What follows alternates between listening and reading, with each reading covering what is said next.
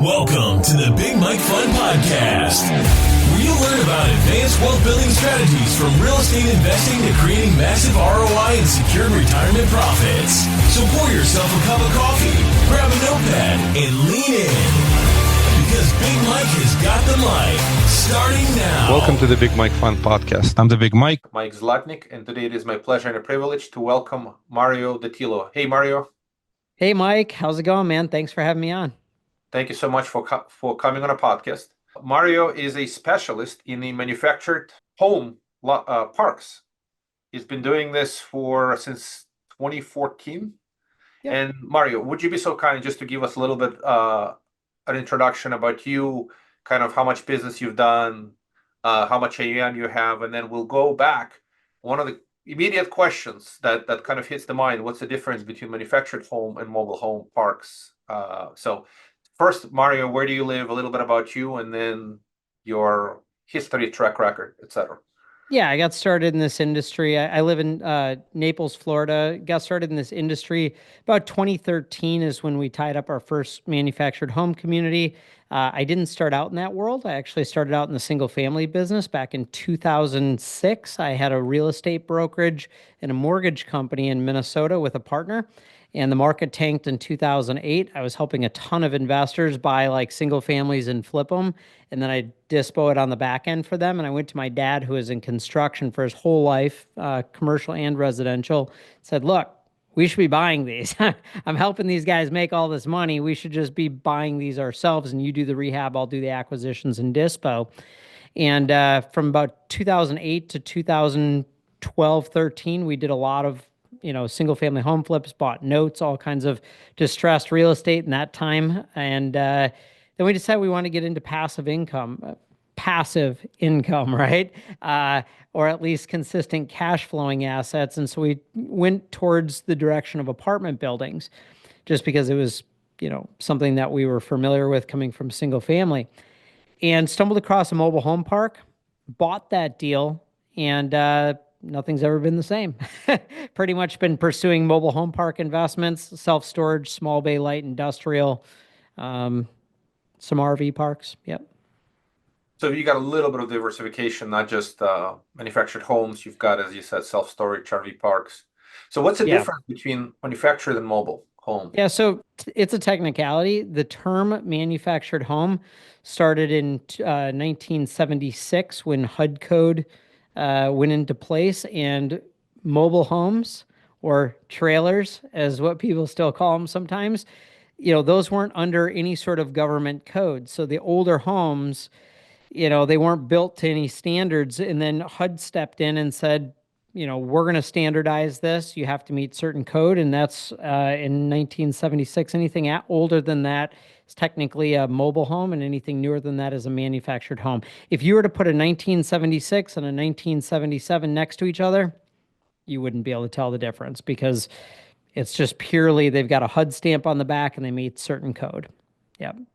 Yeah, I hear this, and I'll just ask one question on this. So I've seen, again, in my head, so one is technical definition, of course. Mobile home parks, typically, what is it? RV parks, or it's a little different? RV parks are different from the mobile home parks, right? Correct. Yeah, and people still call it mobile home parks. When you go to any conferences or any industry type events or any industry type collateral, you're always going to see them call it manufactured housing, because they're obviously trying to rebrand and make sure that people aren't thinking about old crappy trailer parks, right, when they hear mobile home park. But the most commonly used term is mobile home park, right? But RV parks are different. Think of mobile home parks as being, a for-profit homeowners association. The owner owns the land, the infrastructure, the common area, and the amenities. The residents own their homes. They pay lot rent, okay? And they live there. It's multifamily, right? And then when you jump over to the RV side, that is going to be, think of more like hospitality, right? A motel, hotel. Somebody pulls their RV in, camper in, whatever, and they keep it there for a period of time, and then they pull it out. They're still on wheels. It's a much more transient type asset. There are long-term RV parks, but they can still drive out. And it's a very different business. We own both, mostly mobile home parks, but we do own some RV. Yeah, makes sense. That's a great explanation. It's almost like a hotel. You come in there, you may have a different neighbor in a couple of days, right? Versus Yes, the mobile home parks or manufactured home parks, the neighbors are still the same for an extended period of time, 20 and years. 20 years. So technically they can still be moved, but manufactured homes, they get brought in, installed, right? They get connected to sewer, everything else, and they are literally, I mean, theoretically they could be moved practically. They're there. They are They're sort not very mobile. of. Yeah, they're fixed. They're tied down, skirted. They're on blocks. They're pretty permanent. They can be moved, but it's very expensive to move one. An RV, you just hook up and pull out. The manufactured homes, you're going to spend at least $3,000 moving it, and to set it up at the new location, it's going to be, call it 15 to 20,000. So they're Expensive to not move very that mobile. to Yeah, move the thing. right. So most people who own manufactured homes never move that home. Yeah, it just reminds me sometimes you're on a highway and they drive that you see a gigantic truck was moving and it says wide load and it's moving, I guess, that manufactured a mobile home to the new location or either brand newly built or from one to another. But Yeah, it's an expensive endeavor to actually make the move. it is. Yeah. And our So fund has acquired these communities, like I said, for over 11 years. We've probably had less than 10 homes move out of our entire portfolio of over 1,000 lots in that period of time. Very, very rare. Very rare. They always sell to the next buyer. So, if somebody wants to move, they just list their home, they market it, they find a buyer, they buy it. As a community, we approve that buyer just like an HOA would, and we don't miss a beat on the rent, which is one reason why it is such an attractive investment compared to most other property types. We don't have the turnover costs, we don't have the, make ready, we don't have the downtime that you have in apartments or almost any other property type. yeah, I got you. So does your fund own most of the just the land and the infrastructure versus the because I've heard sometimes you own some of these homes and you just rent them out. Yeah. Then it becomes like a multifamily in essence versus you basically just own the land and the infrastructure and then every owner is a tenant, like an HOA type of a setup. Yeah, our communities are almost 100% tenant-owned homes. And so we operate on lot rent and land leases essentially. But there are two business models. There's the rental model and the tenant-owned model.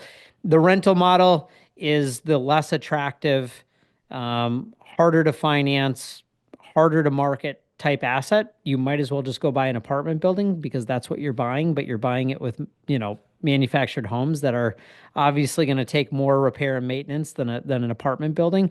So we have bought communities that were completely park owned homes and we've converted that to a lot rent model. Can't do that at every one of them, but the ones that we have bought that way, that was the business model, is convert them. There are some people who continue to run them as rental communities, and in some rural markets you'll see that is the only way to run it just because the rents are too low to do a lot rent model. But not something I would recommend someone doing unless they really want to have a management intense property. The reason you buy a mobile home park is because you have lower expense ratio than most other property types, right? You maintain a lot less on that asset because you don't have to maintain the units. The tenants do, right? You have ground leases or lot rent, and they're a fairly they're not a passive investment by any means, but they are a lot more boring of a property to manage once they're stabilized than most other property types as well. We have very little turnover.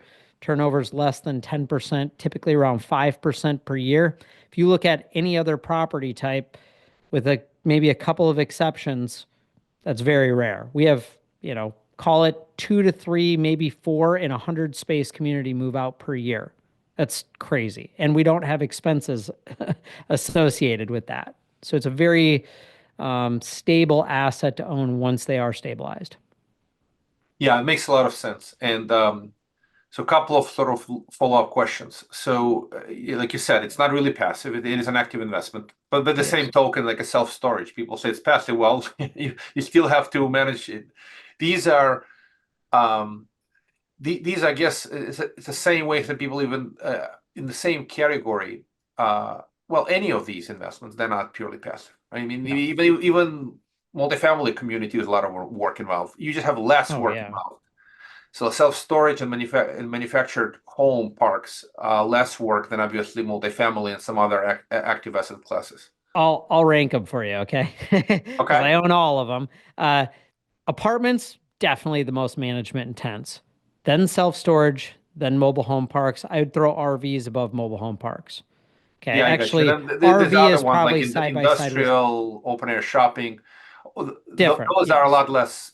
The less management intensive. You're dealing with more sophisticated tenants, probably to the degree similar to yours, except for you are dealing with the companies as tenants versus the individual folks. Yeah, those type of tenants are going to be a triple net typically, and there's still asset management responsibilities, but not as much property management responsibilities. So you're still negotiating tax, insurance, legal issues, things like that, but you don't have the turnover. You're not negotiating leases every month. And they're Those are long term. definitely Everything is long term. And right. then even though you probably your land lease terms are what annual or monthly, but they most of them, like you said, they stick around for a long time. You may have a monthly rent like a self storage, but people may have the box for 3 years. Yes. Yes. And I would say self-storage definitely has more turnover than mobile home parks. Um, Mobile home parks are either on an annual lease or they're an annual and then convert to month, but the homes don't move. So again, the tenant might move out, but they're going to sell it to someone else who takes over their lease. We don't miss any rent. Yeah, I Yeah. got you. And then I guess you approve the new tenant. Now let's talk about the economic returns in this space. So when you buy these mobile home parks, what kind of returns do you target? What kind of cap rates you buy them at? We're recording this early part of 2025. What are the cap rates today? What kind of cash flows they generate? What kind of target returns? Just curious how this asset class performs. And Yeah. obviously, very specifically referring to the current market conditions when the interest rates Sure. are high, which make Of it, course. a little bit more difficult to get financing, etc. I'm gonna back up one and I will answer this question, but I want to start out with something else because this will make a lot more sense.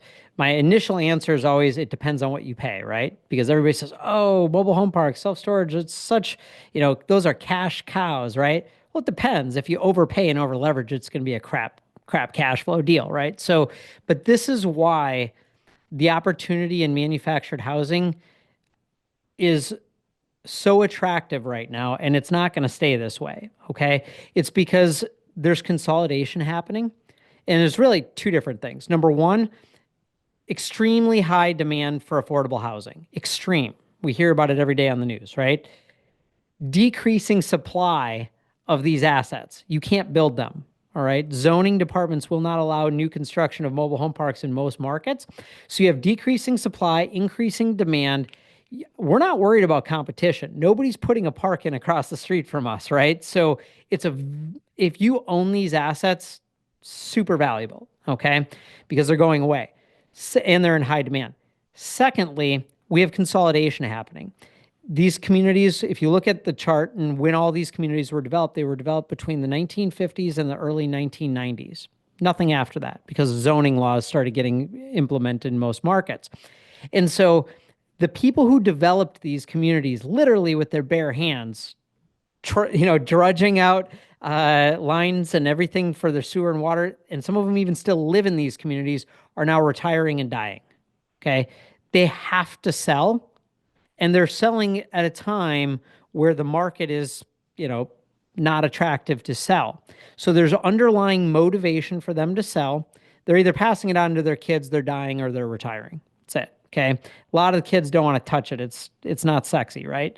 So you've got sellers who have this secret relationship going on, agreement with their tenants. I won't raise rents, but don't expect me to do anything. Okay. Meaning I'm not going to fix, I'm not going to maintain anything. And in return, I'm going to keep your lot rents low. That's an unspoken arrangement. And what's happened is the condition of these communities have went down and the rents have stayed abnormally low compared to all other property types. They haven't kept up with inflation. So you've got all these sellers that are willing to sell. They don't even care about a cap rate. They know they need to make $2 million to retire, and that's their number, right? So you go to them, you negotiate a deal. They've left a ton of meat on the bone, a ton of opportunity to force values up. And most of these opportunities are like management strategies, billing back utilities, raising rents, doing CapEx improvements to modernize the community to then bring them to market rents, right? So very predictable business plans that can be implemented to get the value up and create, there's a lot of opportunity there. So now to answer your question, that opportunity isn't going to last long. It's probably 5 years and then it's consolidated. Just like most other property types, you'll be buying from institutional or at least professional owners again. So you're buying at market cap rates. All right. You're not doing that right now. So you kind of got this abnormal opportunity there, but we aren't really looking at going in cap rate, because if your lot rents are $300 and the market is 480 or 550 or 600, our cap rates may be pretty low going in, but within 1 year to 1 to 2 years, we're at a 10 cap stabilized. Our target, to answer your question, our target is to be at a 10% cap rate upon stabilization. And we're buying things that we can stabilize in 1 to 2 years. Okay. Cash on cash return, uniquely positive compared to most other property types, because when we say, hey, we're setting a 7% or an 8% pref or whatever that pref is, we're buying properties that actually hit or exceed that pref in cash flow year one. We're not buying things that accrue pref for multiple years. They actually cash flow very strong because our expense ratios are, call it, 38 to 43% expense ratio when stabilized. So does that answer kind of I appreciate that. level? So let me dissect this a little bit. So stabilize, you have a target of cash on cash, I guess 10% cap rate, which is a great, obviously, target, hard to find in some other asset classes. Although after the value add work, projects that buy cheap, unimproved, a lot of upside, it's a typical value add story and a play. Mm-hmm. So I assume the tenants don't mind, and how much resistance you get. So they're paying $300 a lot rent today. Are they capable, both mentally and with their wallet, pay $500 a lot rent? But you take that, but you improve their living conditions. You create some common, improvements. I kind of think of these type of communities where they're used to this and they don't want to change anything, and you can build them a nice playground, something else. They say, my kids are grown up, I don't care about this stuff. I just want to pay what I pay. So I'm just curious how much resistance you get. Do you have to go change the, how much actually turnover? Yeah. So what we do, we are not the company to go in and just double rents over year. That's not us. There are a few groups that have done that and they've ended up on the front page of the paper and on all the news channels, and it's kind of created some issues in the industry. That is not us. We're not slumlords. We'll go in, we'll make the physical improvements first. So they visually see the community changing. We bring in professional management, and then we do start bringing rents to market. And what we have to explain to them and educate them on is, number one, you haven't had rent increases for years, and every other property has around you. Look at the competition, look at your other options. This is what rents at apartments are going for. This is what rents at other mobile home parks are going for. This is where you're at. We've made the improvements. We're bringing you to market over a period of time, usually over a few years, okay? And here are your competitors, our competitors. If you'd like to move there, you're welcome to do that, but we're still less expensive and we're a better value than the others. Secondly, they will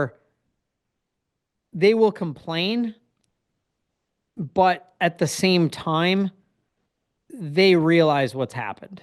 They've lived in a slum, and we do have a little bit of turnover in some scenarios, but it's not as much as you would think, because they know that it's cheap. Where else can you live for $300 a month, plus utilities. Now, keep in mind, most of these homes are owned free and clear. So they don't have a mortgage on top of their lot rent. So it is still very inexpensive, even if you're at $500 or $600 a month in lot rent. You can't live anywhere else for that unless it's subsidized by the government. Yeah, makes sense. So the strategy makes sense. I guess you gotta buy it right from a retiring owner who is more susceptible to let's just call it friendly deal versus a professionally owned Yes. maximized type of return type of owners. And we've actually seen and heard, at least I've seen and heard, institutional ownership in some of these communities. Usually the larger ones, the smaller ones are still mom and pop. And the moment you go larger, institutional capital has found ways to enter that business because of all the things you've described. And there's been some consolidation already happening, although the smaller community will probably never be a target for institutional money. So that's where you can make private deals, but you're trading at a generally cap rates, meaningfully higher than the Yeah. larger communities. So we've seen that there's two phases of consolidation, right? You've got the initial consolidation of the smaller professional investors. We're going out, we're buying these assets, right? And we found the business model that makes sense, and we're turning these into professionally run, stabilized, quality investments, right? And then behind that, you have the institutional guys, the REITs, the private equity, the family offices, the insurance companies. Those guys look and they go, huh, these investors have figured out a way to institutionalize this asset. Let's go buy them, right? So they go out and they buy the larger, built up, stabilized portfolios. And you are seeing that on the back end, which is a very good thing for us assembling these portfolios, accruing these portfolios, because we have a back end institutional buyer to exit to that will pay a premium cap rate on those assets once they're clean, but they don't want to buy the messy deals because they don't have the operational capacity to stabilize them. We just bought a 130 site community, great market. It's an institutional quality asset. It can be financed through Fannie or Freddie right now. And we bought that at a 4% interest rate for 10 years fixed, non-recourse interest only from a seller. How did you get that? That's a seller carry, or not a seller carry, but Yeah. a assumed loan, I assume. It's a seller finance deal. Yeah. It's a seller finance. Yeah, they financed it, seller financing, and we bought that at a 7+% cap rate going in. We'll be at over a 10% cap rate stabilized. And that's a 130 site community, pristine quality, just mismanaged old timer that's owned it for a long time. And so those deals are still out there, and it won't be that way forever though. It is consolidating, and like you said, it gets harder and harder to buy large assets over time. So what kind of target returns, just a high level, you trying to generate on all these assets between the cash flow and the exit? And some of it, of course, is a function of how you sell them. A lot of assumptions based on sales price, and that's where the complexity lies. Is interest rate environment does impact where the cap rates trade, especially consolidation buyers, institutional. The cost of money to buy makes a big difference for them. Correct. Yeah. So your exit, you're going in and you're going out is going to have a big impact on how you perform on these. But, for example, investor level returns, mid to high teens IRR on a 10-year, which is not easy to accomplish. We have equity multiples of 2+ multiples. And, I would say that cash on cash return of actual distributed cash flow is 7, 8, 10% per year. Starting out, we want to be exceeding pref in year one. That's if you look at it this way, the investors who are getting into these are looking for cash flow. IRR is important, cap rate, not so much, at least going in, but they want to get distributions. Otherwise, they would buy other asset classes that they can accrue their pref on, right? So our goal is to hit or exceed pref in year one.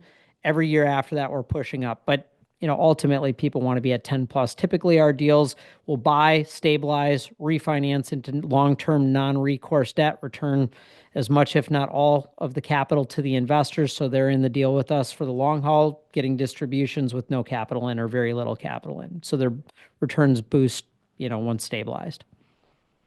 Yeah, that makes a lot of sense. So the value at play obviously is a critical component of all these deals, and Yes. the value add is a function, of course, of execution on these improvements, rent growth, and makes a lot of sense. And of course, market conditions, what the interest rates at the time of the refi, a lot depends on that. Your debt service coverage ratio, all that math kicks Yes. in, and yeah, the environment of predictable low interest rate long gone. Well, it feels like Yes. it was just the recent past, but it feels like the recent past became pretty old past because the market changed, higher for longer interest rates, and now we are early part of 25, and it feels like the rates are, at least 10-year treasury has been climbing, and where we wind up, will things reverse? We'll see. But at Yes. least on a fundamental basis, what I do like about the strategy, at least my comment, this along with like open air shopping, along with industrial. Some assets, of course, self-storage if you can buy right. Some assets, even multifamily, if you can buy right. The key question is buy right. Correct. You could cash flow from day one, and that's at least create some downside protection. And then you just do the value add work, you execute, and then see what happens when you exit. And the target returns that you said in the mid-teens into high teens on a long-term basis is not a bad strategy if folks look at this, from a downside protection perspective, right? As long as it's a risk-reward ratio, right? How much risk you're Yes. taking versus how much reward. Overall, it's a solid long-term strategy, but then people have to have reasonable time horizon. Correct. Are your funds running on a 10-year time Yeah. horizon? Is it what you generally Yeah. look at? We're modeling at a seven, modeling on a 7 and a 10-year exit. We tell every single LP of ours, you should only get involved in this deal if you're excited to be in it for 10 or more years. Yeah, we're long-term cash flow hold. We are not a 3 to 5 year turnover fund by any means. I totally understand and support that idea. Most investors who are used to thinking, well, I'll just park my money for a couple of years, and you go into real estate, it's fundamentally doesn't work. Yes. The thinking about short-term horizon on a long-term asset like real estate, especially asset that is value add, you have market cycles, you got to have a long-term perspective. Otherwise, you're in the wrong place per se. Agreed. Yeah, and I would say too, at this asset class specifically, we won't be able to have the same conversation 5 years from now about the opportunity buying from who we're buying from. And so we want to accumulate as many good assets at great prices. Okay. We're not just buying to buy, but we're building this portfolio and going to hold it for an extended period of time because we know the supply is dwindling more and more each year. You have more communities being torn down by far than you have being built. And so it becomes a more and more valuable asset, especially when it's stabilized, the longer we hold it. So it's a supply and demand factor that's definitely in favor of this asset class over anything else I've ever seen. Yeah, understood. And that lack of new supply is a critical factor. Like you said, they don't build these communities any longer. The cities and towns hate They do. mobile home parks because the tax base. I mean, they wind up not getting the tax base that they could if they had something else on that land. In any Yes. case, and then it's consuming sewer, it's consuming water, and et cetera, et cetera. From that perspective, it's not the most ideal use for many, municipalities. Municipalities. Yeah. Understood. So, Mary, I appreciate your wisdom, your sharing. How would folks reach out? What's the best way to reach out if they want to look at your funds or just ask questions, et cetera, et cetera? Sure. Equitygrowth.net. That's all our asset management and fund management entity. And then MarioDattilo.net if you want to learn about everything else we're doing. I actually have an education company that teaches people how to actively go out and invest in these. And of course, the fund is for people who just want to sit back and collect a check because we're doing all the work. So yeah, happy to help. I'm all over social media, pretty easy to find. Thank you, Mary. I appreciate your wisdom. and have a great 2025. Hope it's an awesome an awesome year for you for new acquisitions. Same to you. Thank you for having me on, Mike. Appreciate it. Thank you for listening to the Big Mike Fund podcast. To receive your copy of Mike's How to Choose a Smart Real Estate Fund book, head to BigMikeFund.com or visit Amazon and type Mike's slot name. Keep listening and keep investing Big Mike style. See you on the next episode.